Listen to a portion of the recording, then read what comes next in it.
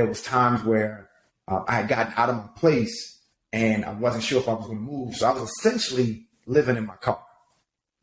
And that's tough because I was in between places. And I had friends, I was not homeless because I had parents. Yeah. Right. So I'm not going to play that card. But I slept in my car many nights, not wanting to tell my parents how bad it got, not wanting to take the trip home as a loss, but trying to keep figuring out different ways to make. What is this? For the mass. Can I begin? It's the chill kid. I got the cards to the deck you should deal with. I got the flows and nod your head. Hey, welcome to the For the Masses podcast. My name is John Barrett, your host. I'm excited. I'm back with a banger. One of my mentors and a guy I looked up to for the last 10 years is on the podcast. And, I'm blessed that he said yes, and he's so responsive and available. So before we get into who he is and what he does, we have admin tasks we have to take care of because we do what we have to do. Please follow us on all platforms at For the Masses Podcast and on YouTube, the newly name changed YouTube at For the Masses Podcast. All right, I'm back with an entrepreneur, a businessman, a man of faith, a phenomenal father and husband, and he's doing it all. I have Curt Anderson with me.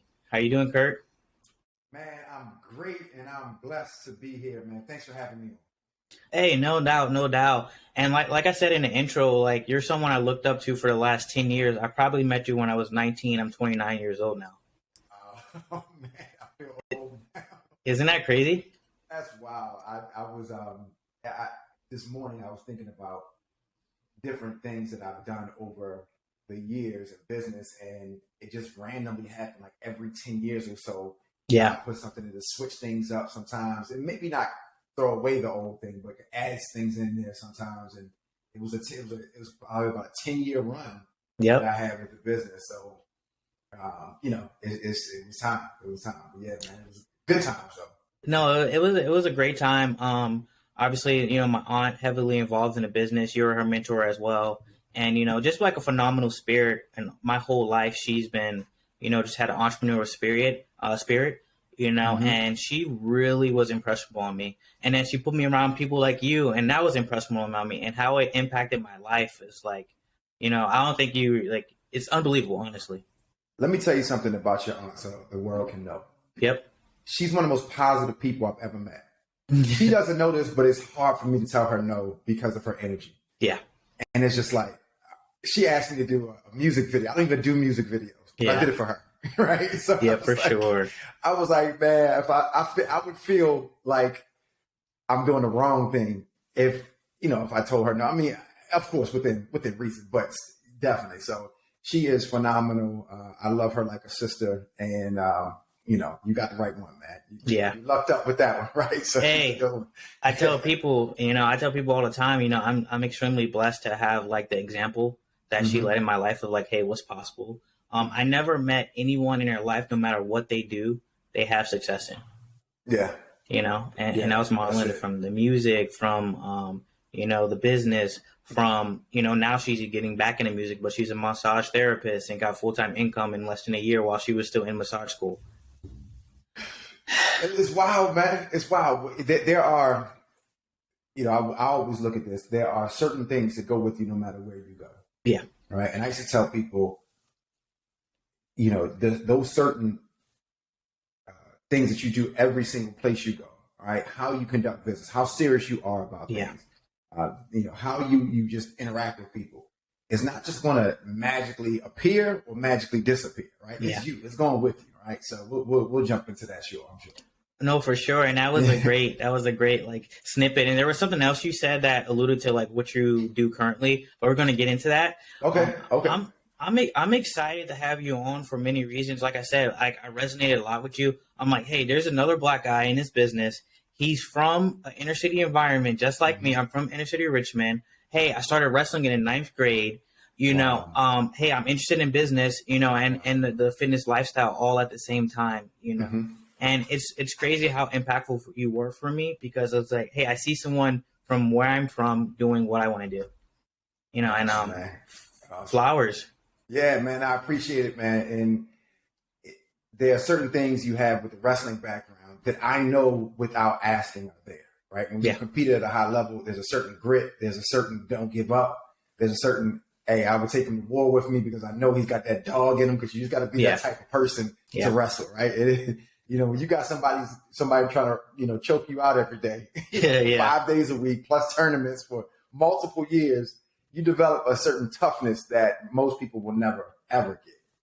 So. No, absolutely. And I'm grateful. I'm blessed for the experiences. Like wrestling took an inner city kid from, Richmond, Virginia to the hills of West Virginia, subsidized my college education and, paid for my master's, and I'm like, I'm blessed. And I wasn't even like that good. These kids in the inner city now are just like way better, like way athletic, like seeing what your kids are doing, like they have the world open to them. Yeah, sports, is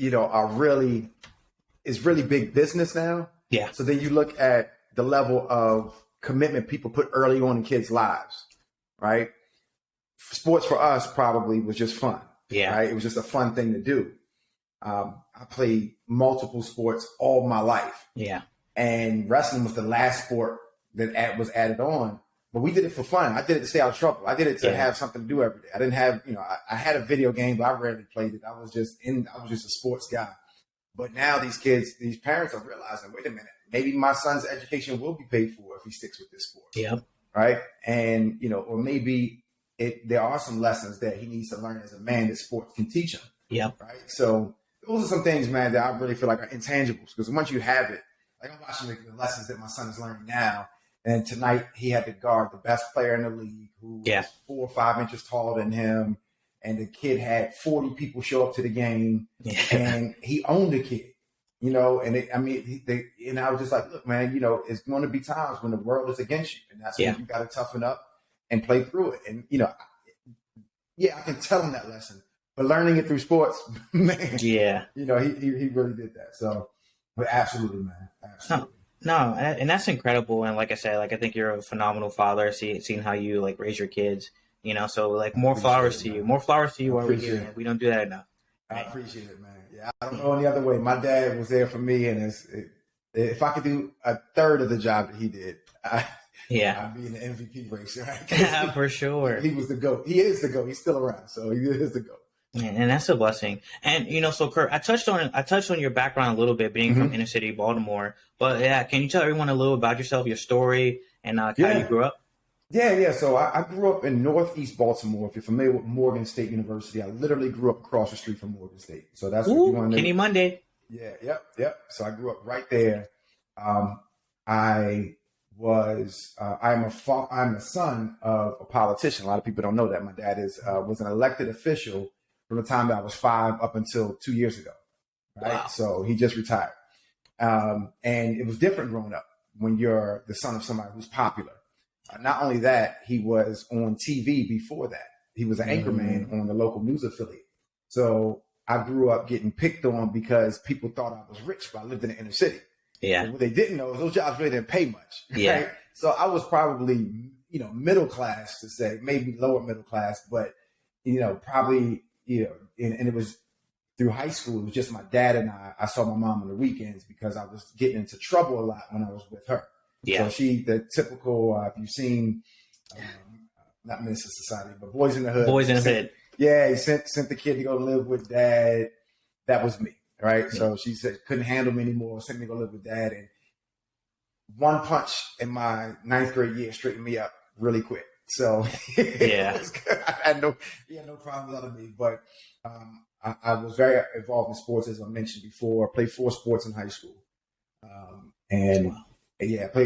But it was my dad and I's understanding that that's what was going to keep me focused, keep me busy. It kept my grades up. You got to be eligible to play sports. Yep. Right? And but I didn't have a lot of time for a lot of craziness. I didn't get involved. I never got involved in the notorious Baltimore drug scene, which is what a lot of kids get into. Yeah. I knew about it. I was aware, but I knew where not to go. I knew where not to be. But my dad was very wise. He knew how to raise me tough without allowing me to fall victim to some of those things. Yeah. And then from there, like I said, I played football, baseball, ran track, and wrestled all in high school at the same time. So my coach let me play baseball and run track in the same season. But it was experience, right? That was kind of where you learn how to just really multitask. Yeah. All right. So that kind of led into things going forward. I went to college. I went to Norfolk State University. I wrestled there until they dropped their program. And the big thing I learned in school was networking.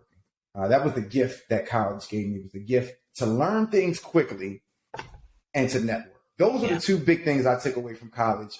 You can learn a lot in books, but to be able to learn something and apply it quickly was the gift that keeps on giving for my college experience. Yeah. I can probably, I do have a pretty good memory, so I can remember a lot from my classes, but not as much applies to my life as being able to pick up a concept, a business concept, apply it, learn it, study it, cram it, all right, and then apply it. Yeah. So that was my college experience. And then I was somewhat introverted going into college, but I got around a group of friends who were jokesters at times, and it brought me out of my shell. And I had the funnest time ever. Is going through the story after college. Well, actually in college, I was working senior at Bank of America, and this is a blessing and luck. You can call it what you want, but I was in an elevator with some executives, and they mentioned something I was learning. I could hear them talking about something I was learning in school that was new in corporate America, but I was learning it at the time in school. So I jumped in the conversation. Well, in that conversation, in that 15, 20-second elevator ride, I went from making $22,000 a year to about $80,000 a year because they found out I knew more than them about a new management philosophy called Six Sigma, which is a process improvement strategy I was learning in college, and I was paying attention in class, and I knew more than they did. They were just finding out literally one meeting ago, right? So I had been sitting through it for about 3-4 months, right? So I was way ahead of them. I was able to apply the knowledge, and I got a quick raise in corporate America. It did well for about 5 or 6 years, and then I got a taste of entrepreneurship, right? Yeah. So hustler spirit, that's me. I had a buddy of mine who had the same principles, and he was working at the bank, and we had another friend who owned a restaurant.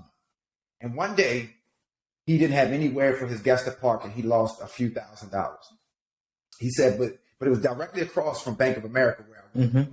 He said, "Can I borrow your garage key? I need to park these cars in the garage for Bank of America so my people could eat." Well, it was my garage key. So, and my buddy had one, so we both worked there. So what we did was he figured out a system to start a valet parking company. And that was our first taste of entrepreneurship.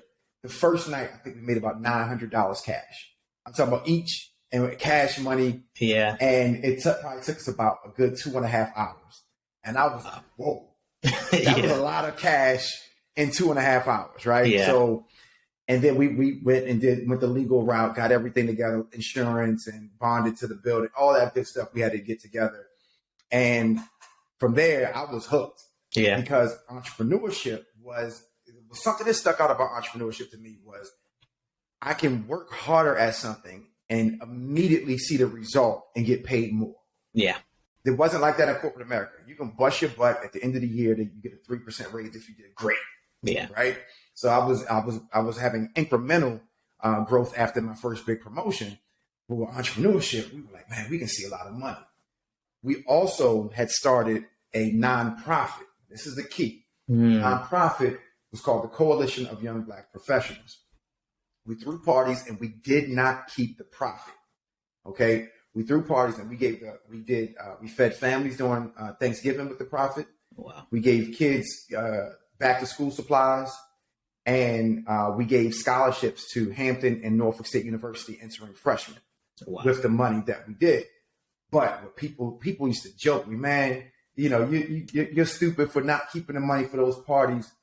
But what they didn't see was I was building a network that was out of this world.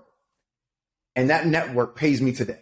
Yeah. And that was probably 2002, right? So 21 years later, I'm still benefiting from giving, or I call it making deposits, right? Yeah. You got to make deposits before you make withdrawals, right? And I didn't necessarily need the money. I wasn't rich, so of course I wanted the money. But when we had the nonprofit, I felt so good, so fulfilling to help other people. Yeah. And I was having a ball throwing parties, right? Yeah. You know, single, I was just having fun. I got a job. I got a side business. All right, let's throw these parties for free. And then eventually we started a for-profit event promotion company. And it took off because we had built, you know, for years we had built a network. Yeah. And everybody else had to run to the radio. Back in the day, before social media, you had to go put ads on the radio if you wanted people to come up. For us, we sent the email. Like, how do you pack an event in one day with no radio? That's crazy. But it was with just a click of a button. And I did that for a few years. I wound up going to some partners of mine invited me to join in on the business with them. So I owned a nightclub. I was a part owner of a nightclub for a little while as well. And then they widened the road and that brought me back to Baltimore because they pretty much bought me out. And the rest, as they say, is history, man. Yeah. I re-met my wife shortly after coming back to Baltimore. We were boyfriend and girlfriend in 7th grade and hadn't seen each other since 8th grade. Wow. And reconnected. She introduced me to this company called 5 Links, which is direct sales network marketing. And that's when it took off from there, man. So, and here we are today outside of network marketing at the moment, but never outside of entrepreneurship. Right? Yeah. So we still keep it going, man. So here we are. I try to button it up for you, but that's pretty much the story in short. No, that's incredible. And, you know, I appreciate you for sharing. So there was a point in the story where you quit your job with corporate America. What time frame was that? So I was 26 or 7. So this is 2006. So I was going to say, so I was probably 27, about to turn 28, probably is where it was. Bank of America actually laid me off. I didn't quit. But I could have taken another job either at Bank of America or at Citibank, but it wouldn't have been the same amount of pay. Yeah. So I elected just to take the severance and try my luck because I had a valet parking company. I started throwing parties. I made like a ton of money in like 2 of my parties, right? And in my mind, I'm very optimistic. I said, if I can do this with a job, imagine me without a job. Oh, I'm a crushing, right? Now, you know, it doesn't actually work like that. You still got to put in the same amount of effort. And, you know, the job was actually beneficial because I worked in a call center environment where there's nothing but people. Yeah. Right. So I worked around 400 young party goers. Right. Yeah. So it was easy for me to get things going. Oh, wow. Yeah. But, you know, essentially, man, that's what happened. I didn't really take it too tough. I found out that while I was making around 80, the ceiling where I was about 125. And that's for the top. So I'm thinking to myself, 40 more grand it's not going to change my life. Yeah. Right. So do I keep chasing 125 and do I have to chase it for 30 years to get there? Yeah. You know, I was like, man, let me just try my luck. And I always said to myself, I can always go out and get another job. But that's when, you know, I started doing the parties full time and then I went into the nightclub and I never looked back from there. Man, that's incredible. That's an incredible story. And obviously, like, it wasn't all uphill throughout that time. You know, so what skills and characteristics you think really help you in that time as you transitioned from party promoter to, like, you know, direct sales? Belief. Probably the biggest thing was belief. I have an enormous amount of belief. Yeah. And I always tell people, you believe in yourself because you believe in God. I believe God was real. I believe God didn't send me here to waste his time, right? Yeah. I just believe, and I believe I was meant to do big things and be successful. And if I told myself I was going to make it happen, you can't control the outcome, but I knew I was going to do everything in my power. To do, you know, what I could do. So from going from party promoter to to network marketing. Now there was a big problem I had. All right. Okay. This is probably the worst experience of my adult life. Was I had a buddy of mine who wanted to get into another nightclub, and he basically scammed me. All right, essentially, where I got the liquor license, I got everything in my name, businesses in my name. He owned the building. He was a big money guy. He owned the building. But he said he can put the business in me because what I found out is that he had a record and he couldn't get the stuff in his name. But I didn't realize I was being used. So a couple of months before the projected grand opening of this new place, he basically pulled me to the side and said, "Look, man, I got my lawyers ready. We're going to buy you out, essentially, and there's nothing you could do about it. And if you want to play this thing in court, you can play in court with me, but you know how much money I got, and you're going to lose." And it was like a punch to the gut because I was all in. I told all my friends, my family about this place. I was getting everybody ready for a grand opening for months and months. And I mean, probably 6 months. This place was getting built. We were doing construction. I mean, it was a brand new building. The brand new interior. It was a renovation project. I had friends come by. I mean, I had lined up all the talent. I had lined up every night. I named the place. It still has the name that I gave it to this day. I mean, like everything was there. And he was like, "Nah, we're gonna go a different route." Now I was thinking to myself, man, now what? Now I don't have Bank of America. I don't have the nightclub. I can still throw parties, but right now my heart is not in it. Yeah. And that was what led me to move back home. And at the same time, my aunt passed away, who I was very close with, and she has 4 granddaughters that I'm very close with till this day. And I didn't want them to be alone. They didn't really have, their father wasn't active in their life. Yeah. And I was, they looked at me more like an uncle than a cousin. But so I wanted to kind of be home with them. That is my dad's, sister. They were a year apart. They were very close. She lived with my dad for a long time. So I said, let me just go back home. And, I've been away from home since 96 and this was 2010. Right. Oh, wow. So I hadn't been home. Right. And, that was a hard time for me. It was a very hard time. There was times where I had gotten out of my place and I wasn't sure if I was going to move. So I was essentially living in my car.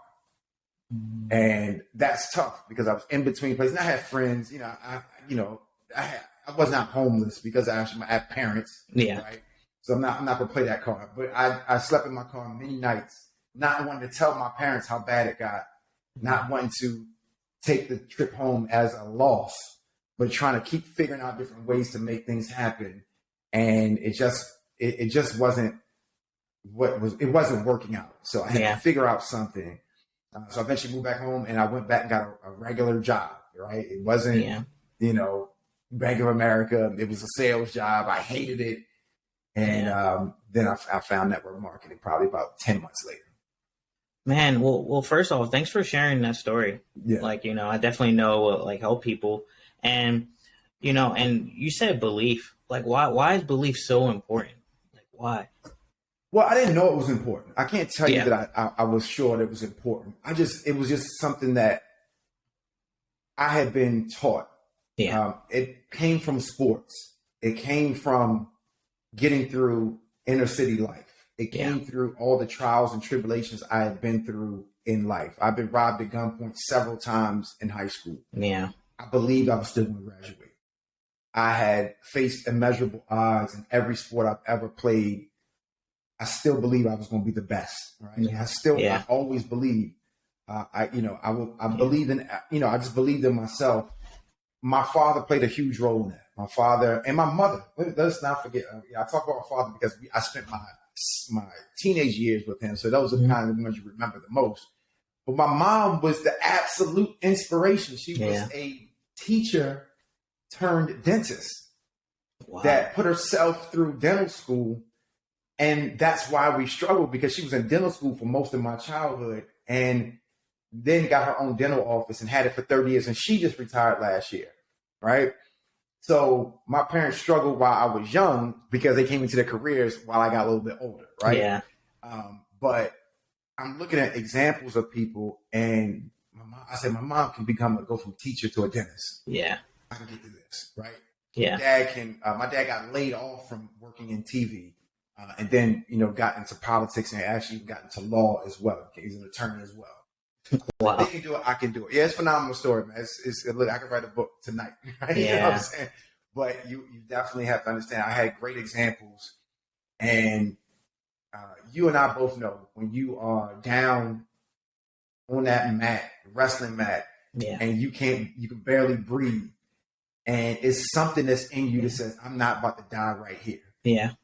And that was a spirit that I had, and when things got hard, I'm not about to give up. I'm not about to die right here. If it's my time, it's my time. But I don't think so. You know what I'm saying? So I don't think so. So belief was big because it got me through things in the past, and I wanted to keep going.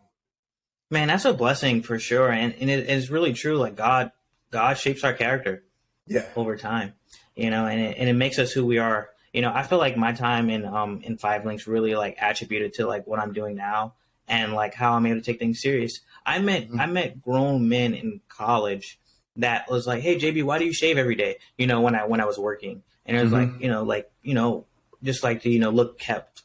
And like, even when I wore a suit, like I already knew how to wear suits and stuff because I was around you all.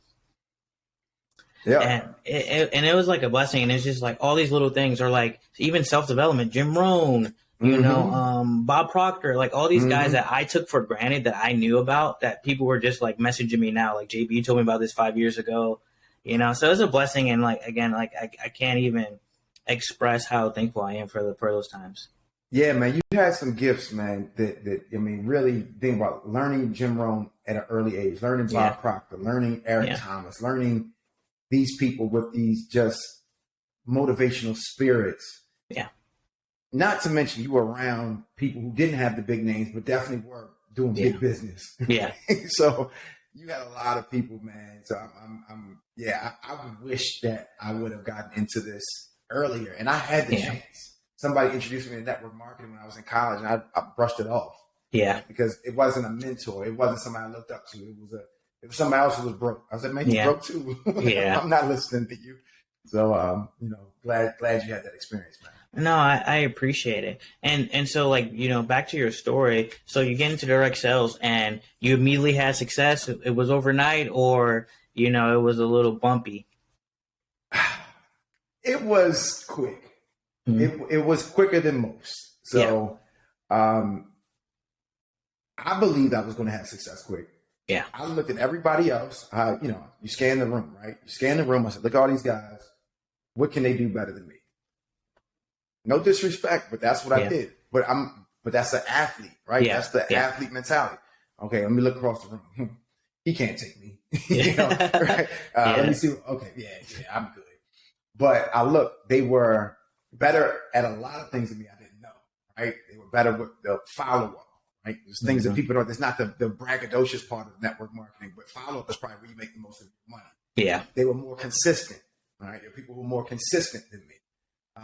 There are people who just they went at it with no fear. I had to get worked up to talk to people sometimes, right? They were better public speakers. I had to practice a lot. I had public speaking experience at Bank of America, but not every night. Yeah. Right. I was a marketing manager. So I did, events for the government, things like that. But I wasn't speaking daily. These guys were speaking 6-7 nights a week. Right. Yeah. But I also knew that it was possible. Yeah. So my success happened fairly quick. I think I hit the top position, one of the top positions in the company in 11 months. I think average time frame was probably 2 to 3 years for people to do it. Yeah. So it happened fairly quickly, but I also had my wife, showing me who was the right people to follow because she wouldn't let me follow her. Right. So she said, hey, that guy knows what he's doing. Watch him. That guy knows what he's doing. Watch him. Yeah. That was more important because if she would have showed me what to do, any issues in our relationship, then I would have stopped. Listen, I would tone her out. Right. Yeah. But because she pointed these people out who were successful, I knew which way to go. It was like having, a map to success. Yeah. Right. So, some people do it blindly. I did have a map. So, but yeah, it took off pretty quick and money came fast, man. Yeah. It came fast. It was pretty good. Man, that's a blessing. And, so what other characteristics do you think that like aided you into that quick run? Well, I had a pretty extensive network to start. Okay. But unfortunately for me, I was self-conscious about my network looking at me as a failure from the club not being open. So all the people that I knew really knew that I was about to open a club, and the guy scammed me. Yeah. Say that now I'm overthinking. I'm thinking that all these people think I'm a failure, when in actuality, very few of them really knew what happened. They just knew the club didn't open. Yeah. Right. They didn't know the inner workings of it. But in my mind, everybody knew. Right. I was like, oh my gosh, they think I'm a failure. They think I'm this, I'm that. So I didn't go aggressive in the beginning with my network. But and also I had moved away from my network was in Norfolk. I was in Baltimore. Right? Yeah. That's 4 hours away. So I'm not like calling people around the corner to come to my house for a presentation. I have to drive 4 hours every time I want to do something because Talk to someone there. But the other characteristics, man, for me was, I always felt like I had a certain amount of hustle. Like I would get up and go, and I didn't want to lose. Yeah. And for me, it was, I think I learned this from my fraternity, was once you start something, I'm going to get what I came for. Yeah. Fraternities are notorious for a pledging process. All right. Yeah. Cool. You can pledge me. All right. But I'm going to get what I came for. I ain't quitting. That's for sure. Yeah. Right. So, it was, that was big. It was like, I want to get what I came for. So those were some qualities. And I learned a lot of them along the way. And one of them was, and this guides me to this day, is that people can tell you how long you have to do an event or to do something, but they cannot tell you how long you can practice.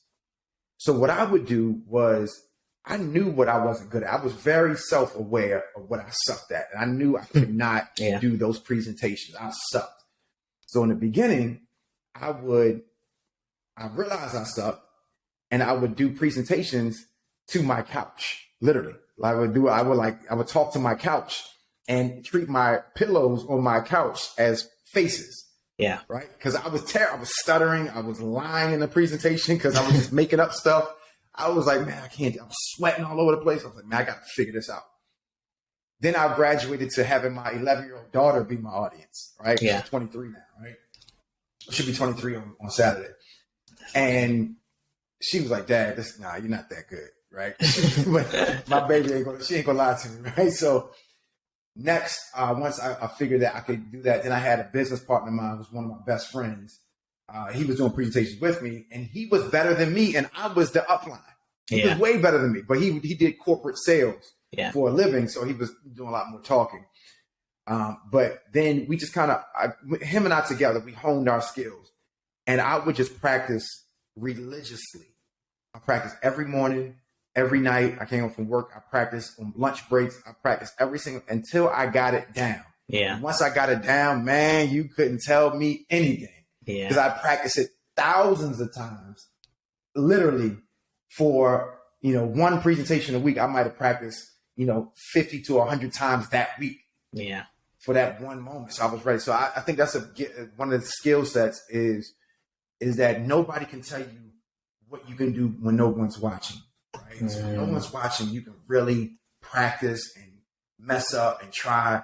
When the lights come on, people can judge you then. They can say, all right, you got an hour for this presentation or an hour to do this, but when you go home, Kobe Bryant method, let's go. Like we don't practice three times a day. They only practice twice. Yeah. Right? maybe we do 4 times, right? So I was doing it before I knew Kobe was doing it, but obviously, it was a great path to follow. Man, that's awesome. That's incredible. And and that's a blessing. That's a testament to, your work ethic, and just the belief that you had. And that's incredible.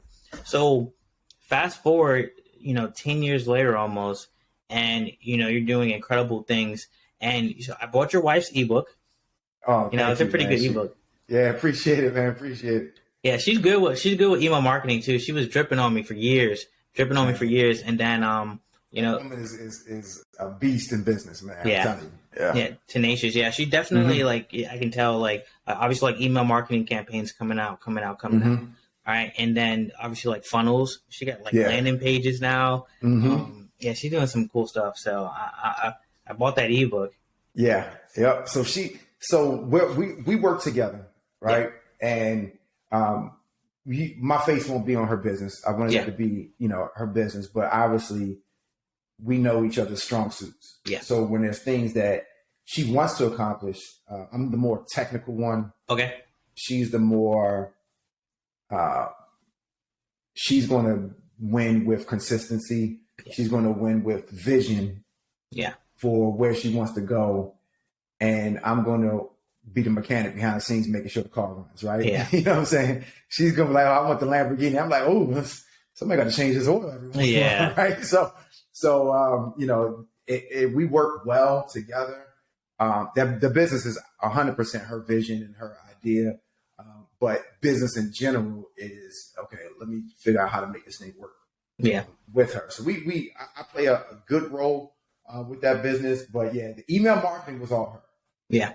She took classes on email marketing. She paid for courses on email marketing, and she actually is working on something now she got coming out. You're going to see it. You know, hopefully, I want it to happen now, but she's like, I don't want to rush things on people. I want to be slow. I don't want people to think I'm jumping around, and I understand, but she got some fire getting ready to come out. Yeah.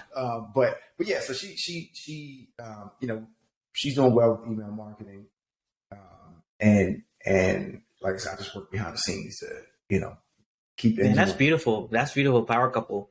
You know, and that's incredible for sure. Yeah. So moving forward, there's something that like you've been working on, you know, Anderson Media, you know, and you've done quite a few videos from my aunt's business, you know, massage therapy, but let's talk about that. What led to Anderson Media? Anderson Media came out of desperation. When I was the latter years working with Five Links, they essentially cut their budget for what I thought was one of the strongest parts of the business, which was lifestyle videos. They would do these, they would come to your house, they would show how you're living, and then we would distribute these videos to prospects so they could see what could happen if you do well with the business. Yeah. Well, they cut the budget. And not only that, they cut the budget for that, they cut the budget for presentations. So I had to figure out how to do it myself.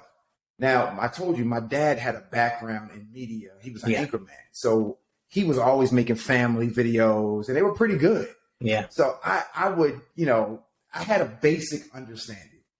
And then I watched a lot of people, because of nightclub promotion, I used to be over the shoulder of a video or graphic designer weekly, because I said, no, make my video like this, not like that, so I could win these people over as far as come to my party or my club. Yeah. So I was around it a lot. I didn't look at it as a business for many years. I figured, like, I just need to put a video together. I know I can put one together. But I looked at it as just feeding into the Five Links business. All right. I said, that's my money, right? And I don't need to make this a business. I just need to have it good enough so I can get out there and make my money. But I made the video for my wife's business, and it took off, right? Yeah. That video was the one where people were like, okay, we're signing up, and her memberships are not, and it's a high ticket membership, right? Yeah. And we're signing up, but we want to know who's doing your videos. And I had like 1 or 2 people reach out. I had like 3, you know, I got to like 3 or 4. I was like, well, how much can I charge? I don't know. I don't know anything about this. I'm just blind to it completely. So I said, let me buy some, you know, I don't have everything on here. I kind of like have some basic stuff to film myself, right? But I might need a couple different things here or there. So I slowly started just to build it up, and nothing, you know, nothing major. This is pandemic time, right? Where I'm adding to it. And I put out a couple of videos. I did a couple, and they turned out pretty well. I think Linda's was one of the first ones, might be first or second video that I shot professionally, where someone paid me to do it. But then I started realizing, wait a minute, I can turn these over pretty quickly. And people don't understand is one thing I was doing, I was making videos for my son weekly. Yeah. Right. And I've got 2 sons that play sports. So that was 2 videos a week that I was knocking out, and it was getting my repetition up. I'm thinking to myself, wait a minute, I probably could charge for this, but here's the caveat. I didn't want to. I didn't want to be the guy who made videos. I wanted to be the guy who made an impact. Yeah. That was to this day, I like making videos. I don't care about a video as much as I care about, can I help you and your business do better? Yeah. Through video. And when Linda told me how many people watched her video, then booked sessions with her, that excited me more than her reaction to how good the video looks. Was, yeah. that was it. I was like, now that's what I like. Yeah. When somebody calls me, Curt, they're calling my phone, they're going crazy. Because I knew she was crazy with the hands, with massage therapy, right? And I'm like, all right, but the world doesn't know. And the world, she's not communicating it like I would communicate it. Yeah. So let me help. So now my vision with the video marketing, and it's going to expand because it's not just going to be video marketing. It's going to be a full-fledged, it's growing to a full-fledged marketing agency, is I want to make marketing campaigns that impact the bottom line of the entrepreneur. That's what I want to do. Because I've been there. Yeah. You know you've got something, but you can't get the word out the way you want to get out, or you're not getting the response that you want to get. And I've been there, and it's a cold place where you know you're good, but you look over there and that guy's winning. That lady's winning. You're like, why are they doing better than me? A lot of times it's the message, right? So how you delivering the message matters. So that's what I wanted to do. I would never claim to be the best videographer, although, I feel like I make some pretty good content. Yeah. But I have friends who do, because I've been in the nightclub industry and concert, I know people who do stuff for major artists like Pharrell and Migos. I have a buddy who did like at least one Migos video and one Lil Wayne video. Oh, wow. And he's getting paid crazy amounts of money for video. I said, that's talent, but I want to impact bottom line. That's what I'm going to do. Man, that's beautiful. It's growing, man. It's growing fast. I literally have a schedule that is consistent. I'm trying to balance it, but I started to I created a staff now, so we're starting to pick up. So I've got some shooters in different cities. I got some editors here, there. I'm bringing on graphic designers. We're doing some copyright work as well, where we're doing some writing, do some editing on the written side as well, with ebooks. So we're doing that, not just ebooks, but we're doing some email marketing, editing as well, just developing the campaigns. So we're growing, man. We're growing. Man, that's incredible. That's incredible, and like it's definitely inspiring, for sure. And just like just you guys will just keep going, and that's a blessing. Yeah, man, it's I can't wait to see what I always dreamed about what happens, and I always I know, but what happens when you go all out? Yeah, like what does that look like? And if you can't dream that your best effort is going to take you to where you want to go, then you might want to readjust, right? You might want to replan or rethink about what's going on. I'm just imagining a world where we have some systems in place that are creating videos. After video after video after marketing campaign, and you're really pushing out content that's impacting the world. Yeah. So I can't wait, man. We're booked for Dubai already. We got a shoot in Dubai. We have a shoot in. We have a couple conferences that we're shooting. I'm already doing 2 podcasts right now, so we're rolling, man. It's rolling. That podcast work wasn't my thing either. Yeah, but I had a buddy, and it was a blessing because this is a friend of mine who I've known since college. He said, Curt, can you do my podcast? I said, well, I probably could in theory. Yeah. And I didn't know why he even called me. He said, he said something to me, man, that really motivated me. He said, I would rather have you do it than somebody who does it regularly because I know you're going to make it work. Yeah. And I was like, man, that was like, man, it hit my heart. He was like, man, everything you do, you're not going to let me fail. Yeah.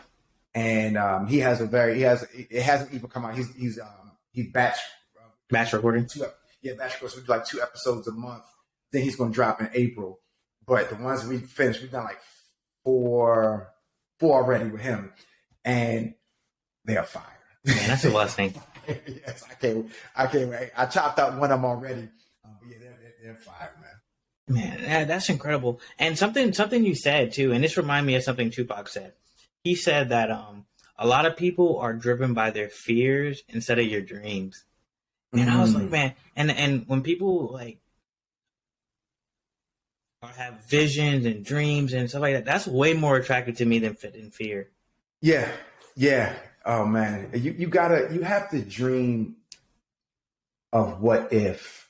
what if it works? Yeah. That's an entrepreneur. Somebody's in there saying, man, hold up, but what if it does work? Right? So let's try it. And know with full confidence that it probably or it might fail, right? But what if it works? Yeah. I'm telling you, I made more money off the what if it works factor than I'll ever make off of fear. Right? Yeah. Fear is, go out and grab another job. That's fear. And that's okay. I don't knock it because trust me, to feed the kids, you do what you got to do. Yeah. Right. But dream is like, okay, you got the job, but you're still going after and chasing that dream. Yeah. Right? You do it on the side. So there's nothing wrong with a job. And trust me, I'll never ever knock it. Even in network marketing, I saw a lot of people knocking a job. And I was like, well, I need some of y'all to have a job, right? Because that job teaches you some things, some discipline as well. Yep. And I'm never going to be the one to say, jobs are bad. Jobs are great for the right person. Yeah. Right. So trust me, I always look, say, if you got to do it, you got to do it. And well, you know what I mean? But, try to keep your mind on what that big vision is the whole time.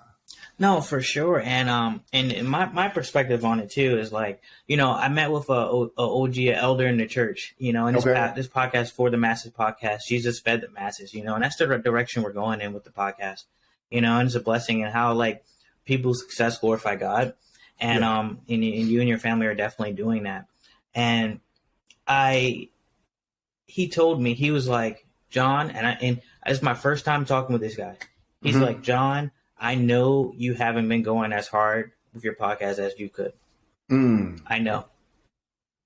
And, he's right. And then for me, it's like, it was never like, hey, like, what if I fell? It was always just like, what if we do big? And he knew it, so it was just like, it's a dream and it makes me happy and like, glorifying God in that way, so it's great that you said that. Absolutely, man. Well, I'm excited for you. Just you're set up as professional. Your questions are good. You definitely have something on your hands, and I see the direction you're going. And my message is to keep going. Yeah. You know what I'm saying? Like, yeah. That's it. Like, a lot of times is doing it on those days that you don't feel like it. Right? Yeah. And then I would encourage you though to ask yourself, what can I do better? And never not ask yourself that question. Yeah. Okay. I was listening to it was Missy Elliott. She had some type of acceptance speech.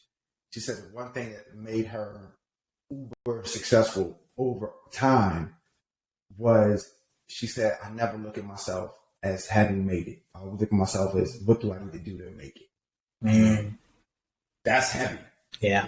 I don't know what she's worth, but I'm sure she's not broke. Right? For sure. So, to look at that lifestyle and say, oh man, I'm still not there. That's pretty impressive, man. And I would encourage you, no matter where you are with success, just to look at it as, keep that hunger. That dog. Yeah, that's it. That's it. No, for sure. And I appreciate your kind words, Curt. And like I said, like always saw you as a mentor, for me. And you're always like the first person my aunt told me to call. Hey, call Curt. Call Curt. I'm glad to be here. I've had many mentors of my own, so I'm not here, self-made, as people say. Yeah. Listen, that would be a curse, right? Yeah. I'm definitely the product of a lot of mentorship, a lot of hard lessons. Yeah. And a whole lot of God. Yeah. A whole lot of God. So yeah. Definitely, man. And when you're in it and you see somebody who wants to go on a similar path, yeah, it's in your heart to say, hey, why don't you try this? Why don't you do it this way? Because you remember when you were there and you couldn't find an answer. Mm-hmm. You couldn't find somebody to tell you. And you're struggling. And as much as I don't want to do the work for people, I also remember being down bad in certain situations. Like, somebody help. You know what I'm saying? But I also remember receiving help and how good it felt. And I was like, man, before this person came in my life, I didn't know these things. Yeah. Right. And how can I be that blessing to somebody else? That's the only way to really pay it forward. Right? So, but I encourage you. It's going to be somebody else who wants to have a podcast or wants to do something well that you've done professionally or personally, right? Yeah. And you got to be the one to say, hey, you know what, I'm gonna take some time out to do this, because when you're grinding, there's never time. Yeah. Right? You and I, like, I didn't know my son had a game tonight, right? I didn't know. I mean, I thought it was gonna be on Saturday. Well, I had it today. I said, nah, but I told John I got it. Then last week I had another podcast and mixed up with the time, and that thing went for almost 2 hours. Yeah. Right? And we were like, it was a good podcast though. Mm-hmm. But so you gotta figure, okay, if I got here a certain way, I have to make a conscious effort to give the same way that I received. Right? And you got to be thinking about that. With Linda, I'm not going to get rich off of what Linda paid me to do her stuff. But I also remember the times when I was in the company and Linda was a cheerleader for my success, even when I wasn't ready to cheer. Yeah. Right. I remember when she was encouraging people and it didn't benefit her financially. Yeah. And I don't forget that. Yeah. Right. I don't forget that when you got somebody who's in your corner when you weren't really feeling it. Yeah. Or just, somebody just got your back. Yeah. So I'm like, whatever she can pay me, not, I'm not, not zero. Yeah. Understandable. I'm not going to not do something because of $1 or $2 difference in opinion. Right. Yeah. So you want to make sure that you do what you got to do and you help the right people all the time. Yeah, for sure. And that's a blessing because that's her heart. You know, that's her heart. And she done that for so many people, I mean, inside looking in, obviously, I like, oh, Linda, hey, you got to tap into this market. You got to put a course together or something, and really, because right now you're doing everything for free. Listen, we're going to get it right. Yeah. Okay. For sure. We're going to get it right. That is alluding to what some of the things we have coming up, but we have something coming up where a lot of people are doing things that they need to turn digital. Yeah. Right. And I have a DJ friend of mine who's been DJing for 20 some years, and he's helped up-teen amount of people become DJs along that time. They're popular and successful DJs. Yeah. I was like, dude, you need a course, book, or something. You getting paid, I don't know how much you get paid, a few $100 to DJ. It's not going to change your life. But when you got 1,000 people in your face and you can, hey, go to my website and get my book or my course or whatever it is, that could change some things, right? No, for sure. We got some stuff coming. It'll be coming from Tashina's side, but just know I got my hands on it too. So we're gonna. That's incredible, and I'm excited for you all. And before we start, telling people where they can find you and things like that, I was listening to one of my favorite rappers at the time. His name was Tuzi, right? Fire. Okay. He's a fire rapper. Okay, but I look him up. He's highly recommend. But he's essentially like a girl was on his live, and she was saying, "I want to be a singer, but there's so many singers." He stopped everything, stopped the music, looked her in the eyes, and he said, "Everyone has a favorite. Everyone has a favorite." He said people go to the Raiders football games and they haven't won a game in 20 years. Thanks. But they come every year with season tickets because they're their favorite team. Everyone has a favorite. And that was like when I really was like, oh, I gotta start this podcast.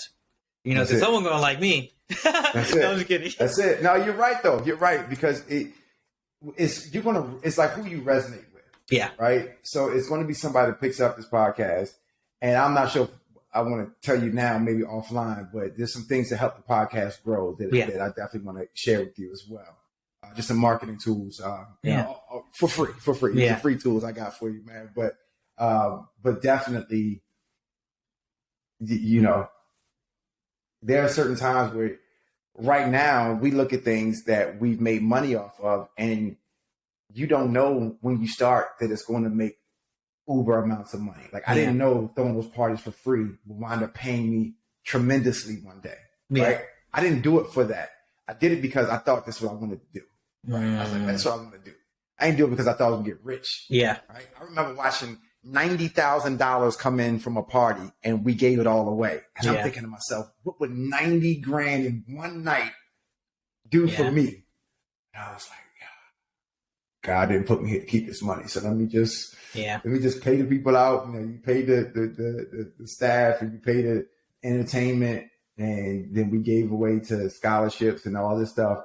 But I probably made, 100 times that over the years because of it, So it was just like, you know what? I'm doing this for a reason. So keep doing the podcast, because the podcast has the ability to improve every episode. Yeah. Right? Yeah. That's powerful. Yeah. Right. And, you always can make things happen. You can do things with that, man. So, yeah. No, for sure. And, I appreciate that for sure. And like I said, like, I think, too, like attaching myself from the outcome of like, hey, like, why are you doing this, John? And just really get into like the place of like, hey, like, John, you're doing this because you want to glorify God, and a lot of people tell me like, they're like, John, like, don't stop, like people need it, people need it, what we're trying to do. And, I'm excited, and, I appreciate you taking the time out to jump on the show. Man, my pleasure, man. My pleasure, man. I'm if there's a chance for me to help, to give back, or even, for sometimes you got to remember, I think Darren Hardy told me this. He said the teacher is the one who's learning the most. Mm-hmm. Because the more I verbalize, like, I don't tell my story to myself. Yeah. I don't tell my hardships to myself. But me saying it out loud tonight even is healthy, right? It's just like, hey, remember that boy had that gun against your head saying to give up their coat? Yeah. But you still here. You better make something happen in this world. You know what I'm saying? So, absolutely. You got to remember those things, man. So I'm glad to be on, man. Glad to have had the opportunity. And, I want you to win. Yeah. Right, so I appreciate it. No, for sure. And so, Curt, where can people find you? So I'm an Instagram guy right now, man. Yeah. Ultra Curt is where you find me personally. But It's Anderson Media is my marketing company, my media marketing company, where we're doing video production, we are doing audio production, we're even doing all things marketing, from ebooks to everything you could think of. You need to figure a way to get the word out about your business, come to us. You need to figure out a way to make more money with your business, come to us. So we're going to help you with that. But yeah, Ultra Curt, and the name came from my nightclub was called the Ultra Lounge. People think I gave myself that name. There was another Curt in the area, so people used to differentiate us by calling me, that's Ultra Curt. And I just stuck with the name. And that was around the same time that Twitter came out. Yeah. So I started on Twitter. I just stayed with it because we were both, and he was in a party promotion business too. So they had to differentiate the two of us, and that's how they did it. Oh, that's awesome. That's awesome. Yeah. And, like, incredible story, incredible, like, gems you dropped on us, and, I appreciate you for jumping on the podcast, Curt. I'm going to say it again. I'm going to give you your flowers while you're here, because we don't do that enough, I appreciate it, man. Yeah. Well, listen, man, go out, be great, man. And I'm always here for questions or ideas. You want to bounce some ideas off me, I'm sure. I definitely want to talk offline. I got some ideas to help with the podcast as well. So let's keep it going. Hey, no doubt. And thanks, Curt, for joining For the Masses podcast. All right. My pleasure.